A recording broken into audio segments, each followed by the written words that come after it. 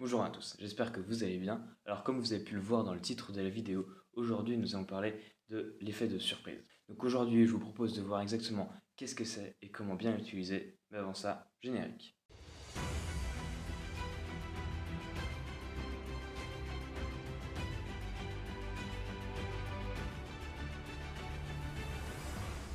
Alors ce qu'on aime bien appeler l'effet de surprise, c'est tout simplement le dénouement inattendu, surprenant d'un tour. Donc on a deux types d'effets de surprise. Le premier, ça va être un dénouement inattendu du tour, tout simplement. Et le deuxième, ça va être un dénouement inattendu, mais qui va s'ajouter en plus du dénouement logique attendu par les spectateurs. Un petit peu comme le tour de la semaine dernière avec les cartes qui devenaient blanches, ou alors comme ceci. Alors il faut savoir que l'effet de surprise c'est quelque chose d'assez génial parce que ça permet tout simplement de varier, de diversifier un peu les effets.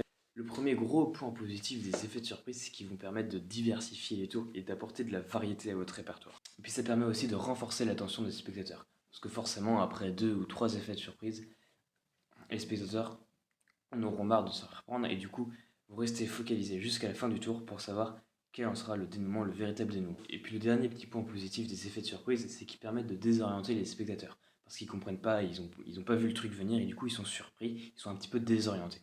Et ça vous permet d'avoir une longueur d'avance sur les spectateurs parce que normalement, vous savez ce qui va se passer. Après, là où il faut faire attention, c'est qu'assez rapidement, on va pouvoir perdre les spectateurs à force de vouloir faire des effets de surprise et les désorienter. Au final, on sera plus assez clair, plus assez fluide et du coup, les spectateurs seront complètement désorientés pour le coup et ne suivront plus le fil du tour et du coup, ils vont tout simplement relâcher leur attention et vous aurez perdu vos spectateurs. C'était le premier point négatif.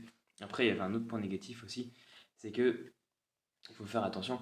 Évidemment, c'est un effet de surprise, mais il faut que ce soit une bonne surprise. Si jamais c'est une mauvaise surprise, si jamais l'issue du tour n'est pas à la hauteur de ce qu'attendaient les spectateurs, alors là, ils seront déçus. Et même s'ils ne s'en rendent pas forcément compte, ça aura un impact sur votre prestation générale. Alors vous allez voir que l'effet de surprise, quand c'est bien maîtrisé, quand c'est clair, que c'est fluide, eh bien vous allez vouloir en mettre partout parce que c'est absolument génial. Et ça, c'est quelque chose à éviter. C'est une erreur qu'on a tendance à faire, qu'il ne faut pas faire.